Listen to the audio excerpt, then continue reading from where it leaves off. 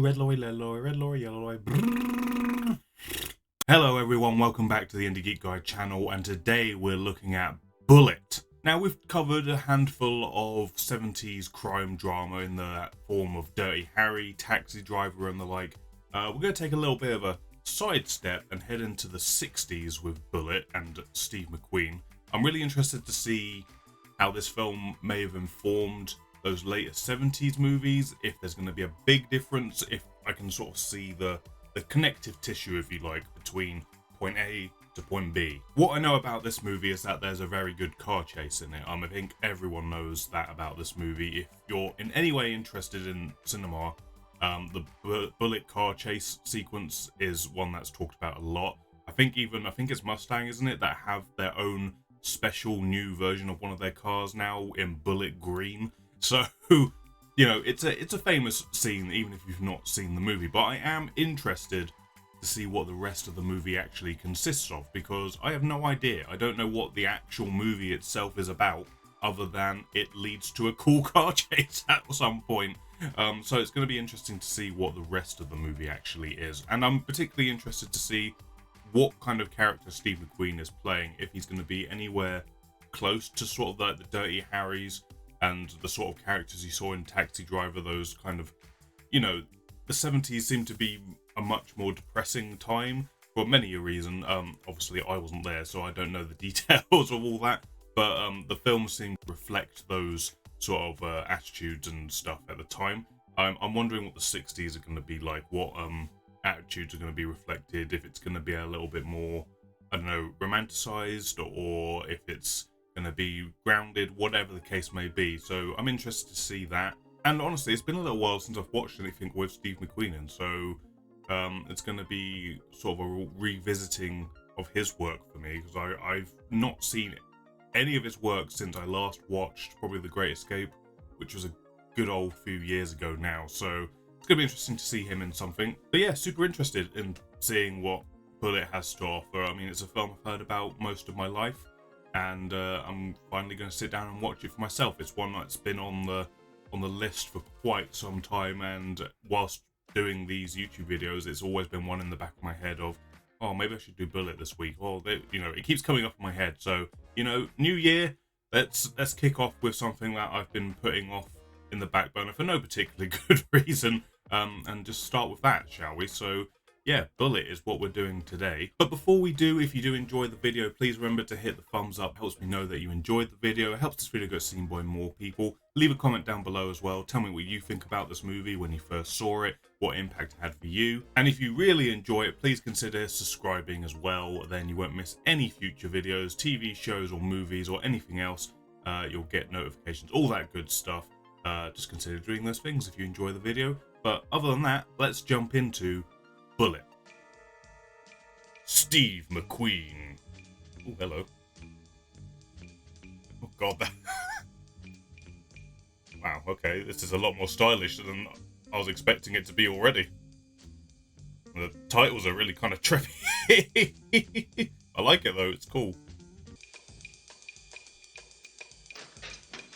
Just one man and his grenade against these criminals? Question mark? Jesus. Oh my god. Jeez. I don't know who's more brave or stupid.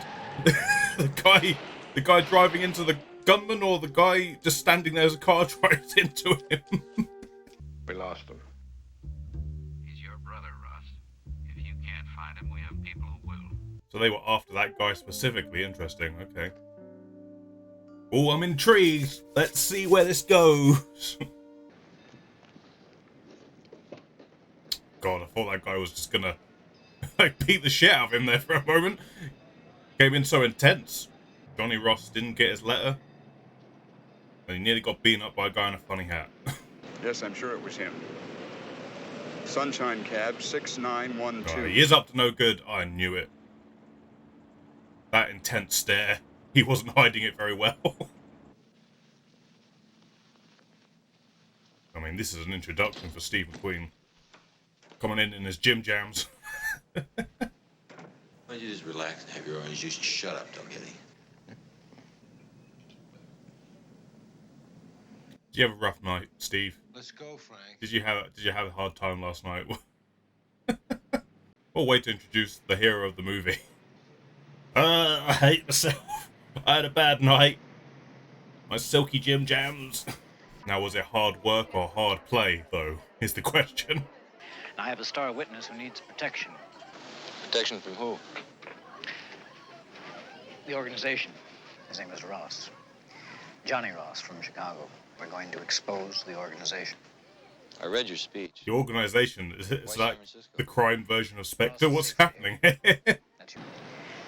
Have him in court on Monday, Frank. Right. There's our mission. Protect the guy who has already nearly been killed by a guy in a funny hat and some people breaking into his office who is actually his brother.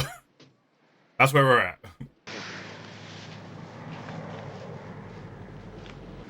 How come you picked this room the whole lot? I didn't pick it. Chalmers picked it. Why? Stay away from those windows. I was going to say, those windows are really exposed. Who were you talking to about me on that telephone? Now, look, Mr. Chalmers said this was just between me and him. Me and him, man, that's all. Well, you and him and these police officers are also protecting you. Let's just film Steve McQueen having a good time. Let's just have him going out for meals, listening to some funky jazz. So that's what he does till 5 a.m. in the morning. Goes out, eating food, listening to jazz. I mean, if that's what he enjoys, that's what he enjoys. Something's going to have to go completely wrong at some point. Frank? Yeah. Chalmers downstairs with another man. They want to come up. Chalmers at 1 o'clock in the morning. No, don't let him in. I'll be there in 5 minutes. Please, away from the door. Yeah, what are you doing by the door? What are you doing there? You're meant to be hiding in the corner so no one can get you. He unlocked it. He unlocked it. This is sabotage. Oh my god. Jesus. No, wait. Now, look. He told me. Damn. Well, when I said everything was going to go horribly wrong, it did. Good blood. I didn't expect this much blood, to be honest. He's still alive, though. I know you're hurting, but I've got to know now. The two men, do you remember anything? One who fired, about 5'10", white hair, Oh my god. gun, Winchester pump. He unlocked the door. Who unlocked it? Ross, like he's expecting someone. Hey, MVP right here. He's giving him all the information. Well done to him. Seriously. He's bleeding out. Okay, I've got everything. 5'10", Winchester's pump. He unlocked the door. Everything you need to know, Frank.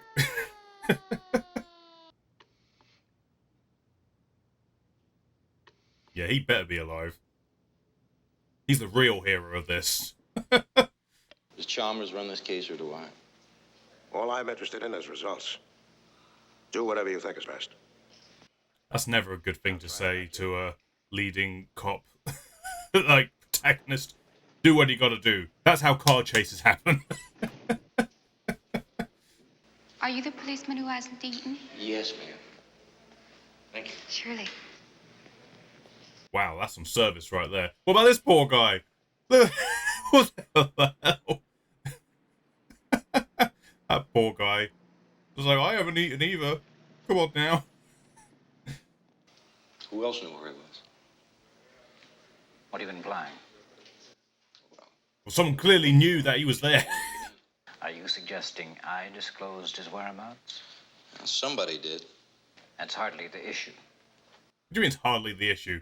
Someone knew he was there. I'd like to have Dr. Willard replaced. I think he's too young and inexperienced. I'd prefer my surgeon. Would you inform the administrator, please? What a shithead. This Malcolm McDowell looking motherfucker. Come on now. He's bad guy vibes all over him.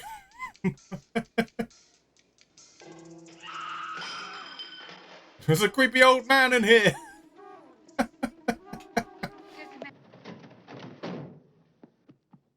Here he goes. Go, go, go, go.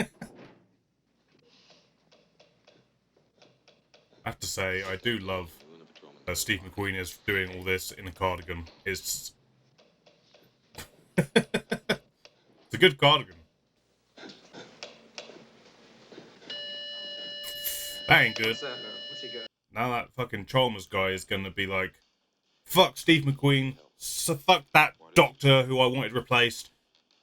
Everyone's shit but me. If Chalmers finds out that Ross died, he's gonna fold this up, and I want the man that killed him. His chart could be misplaced. You filed it, it's missing. I'll take the responsibility. All right. Oh my god, another MVP. Another MVP. The guy got shot in the leg, and this doctor, they deserve medals by the end of this. I mean, this is a good plan, because then the people who are trying to kill him will still think he's alive as well. So that hopefully will flush them out.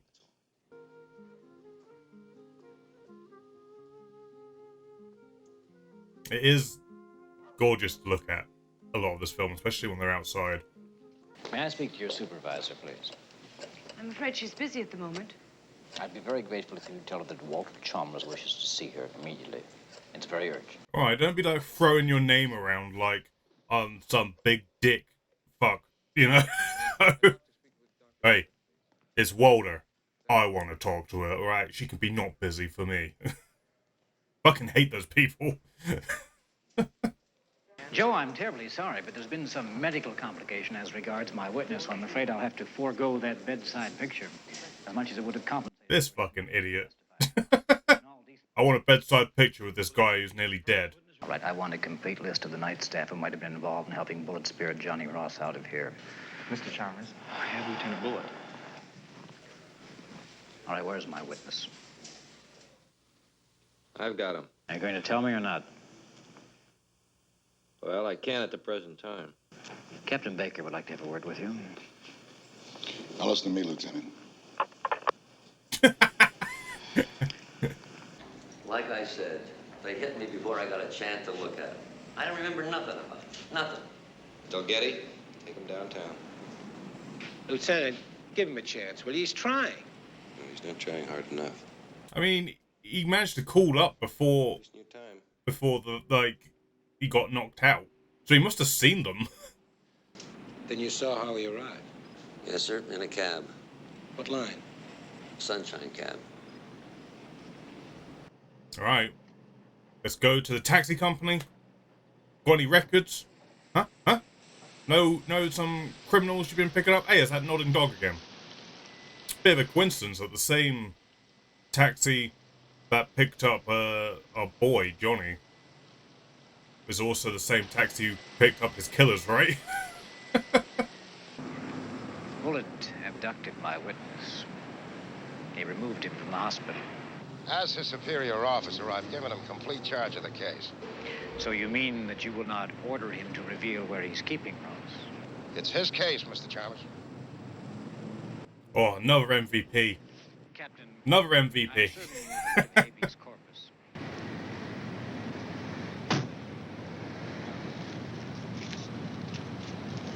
There you go. Take care, Lieutenant. Right, well, let's hope that whole run around helped. They're clearly still following him. Does he know, though? Or is he about to find out? Oh, that's the look of knowing. He knows!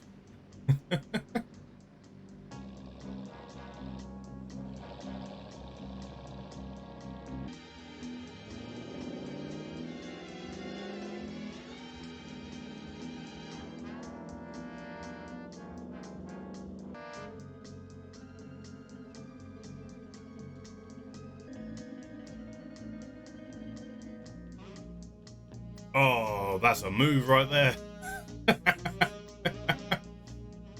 How the tables have turned.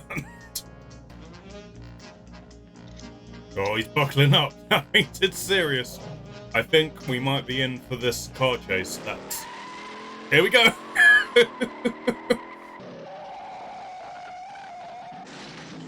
Oh, that's weird. That was a weird cut there. Someone weirded up the footage there. That was odd. Oof. I like this. This is cool. This is... Wee. But VR. This is great. This is so good. Oh! Oh! I mean, you can throw all the money you want at a modern car chase sequence, but it just doesn't make up for just having to do it for real and putting the camera in smart places to capture it. Oh my god! I mean, it's a cool looking car. Like, it's kind of hard for that car not to look good in a chase. I mean, it looks like Steve McQueen's doing a lot of this driving as well, so I'm sure they have someone else doing the more close call segments of the sit chase, but he seems to be doing a lot of the sort of just speeding through a road segments. Less health and safety for your stars back in these days. Insurance will be fine, don't worry about it. You can put Steve McQueen in a car going at 90 miles per hour, don't worry about it. I think they're speeding up the footage on some shots just a little bit, but then the other shots are just what it is what it is. It's a clever... Oh god, jeez! Jeez. Well, there goes your lead. Ah! I wasn't expecting that. Oh. God, this film just takes me by surprise every now and again. It's just more gruesome than I expect. You are sick. Smuggling a dead man out of a hospital? I mean, it worked. The plan worked. I've got one lead. I want to move on it. Miss Dorothy Simmons, Thunderbolt Hotel, San Mateo. Ross called her person to person from a phone booth in Union Square. Yeah, what was that about? So he called his girlfriend. What does that prove? I mean, it's worth looking into. Come on now. She's the only person he had contact with.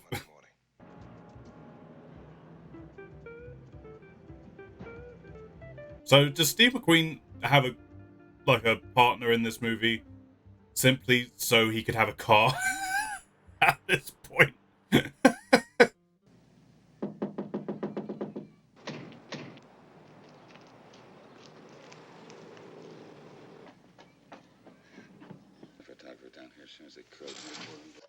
Damn!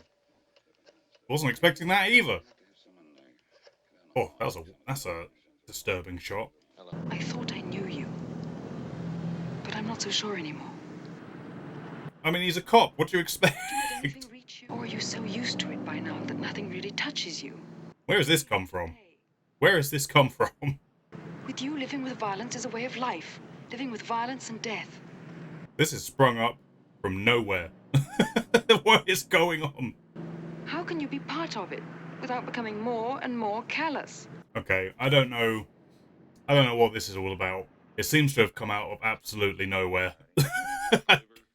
It just feels, I don't know, unless it goes somewhere by the end of the movie, it feels a little bit superficial. Like it's just kind of there for the sake of being there. Albert E. Rennick. Who the hell is Simmons? They're getting warm. AR. Does that grab you? It's all brand new. I'm assuming it was an attempt to cover a different identity. We'll have them wire Rennick's passport applications. I'll get a fingerprint check on Ross, huh? Okay. Yeah, it's clearly they're trying to set up a new identity for themselves in Rome, but they're waiting for their passports to come through or something. Ross. Albert Edward Rennick. Used car Called it. salesman, Chicago. Called it.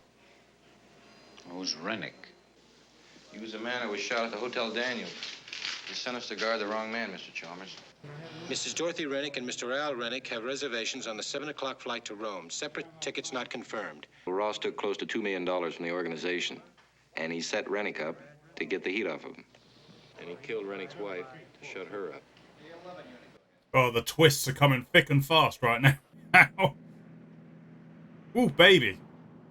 You have a Rennick and Ali Rennick, flight 124 to London. What? Thank you. At the last minute on a Rome ticket. Flight control.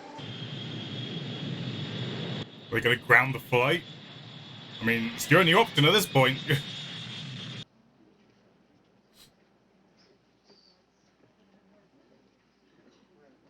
Please don't see me, please don't see me, please don't see me. He's going. He's running. Run it. Go, go, go. Jesus, that's quite a jump.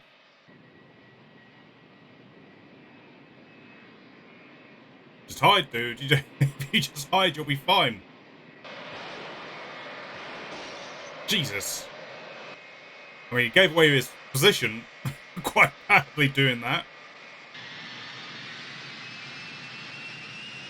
What the hell is he doing? What's he? Crazy man. Jesus.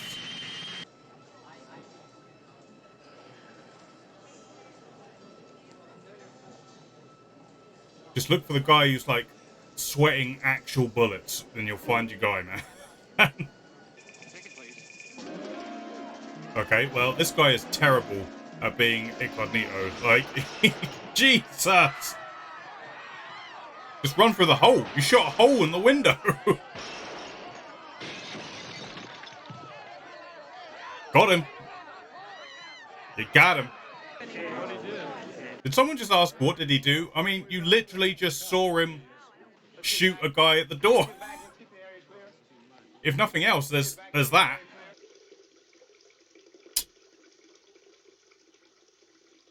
A little bit of self-reflection, literally.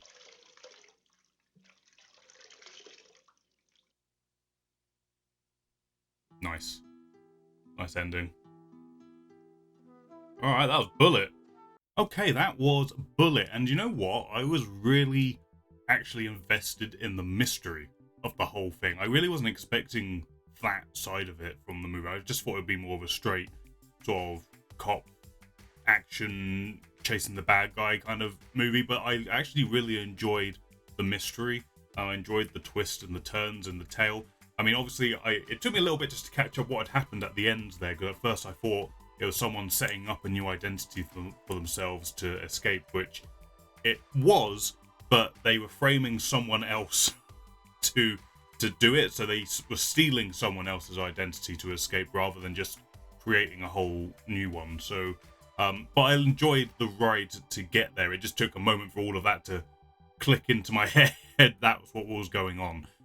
But yeah, that's something I really didn't expect, and enjoyed that there was a sense of mystery and we're piecing it together. And, you know, it felt like we were with a detective piecing the dots together, trying to figure out the bigger picture of what is going on.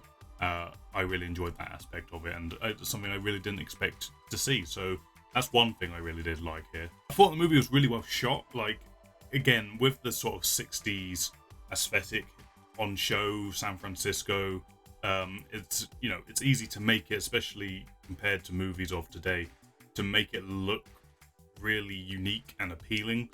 Maybe it's just my sensibilities and that kind of stuff, but it looked gorgeous. There were some really nice location shots where it was just framed really nicely. You know, there were moments that could have just been like a painting or a photo, and, you know, it would be like a really nice photo.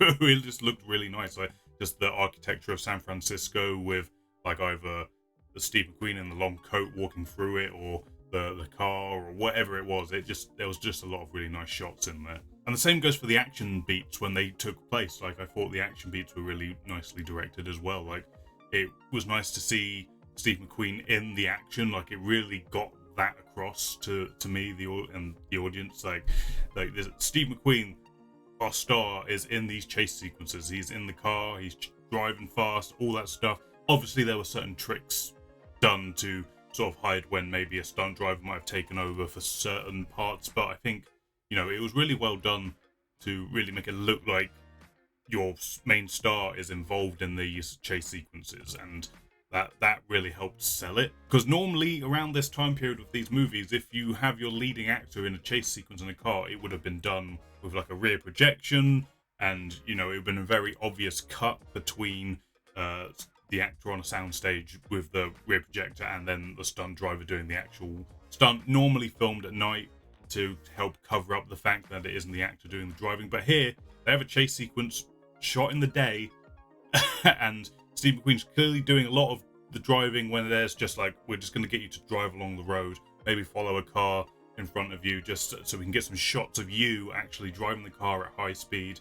And it doesn't look like they used too much like speeding up the film to make it look like they're going faster than they actually are. If there was a couple of moments where it felt like it was slightly sped up, but not to like the nth degree where it kind of looks obvious. It was just slightly tweaked, and yeah, I really liked all that. The car chase, I can see why it's famed so much, because it is very visceral. It feels real and grounded, and you're in it, and you know that's just part and parcel of filming a car chase sequence in that time period where there is no other way to do it than just go out and do it, which is, you know, car chases from the 60s and 70s and 80s, I suppose, it just kind of hit differently, you know? It's just, there is no way to make it look like, you know, a Fast and Furious car chase, which, you know, aren't, you know, to me at least, they aren't very impactful a lot of the time for me, even though there's a lot of very good stunt work in those Fast and Furious movies. There's just something about older movies and car chase sequences where it just feels like you're in it.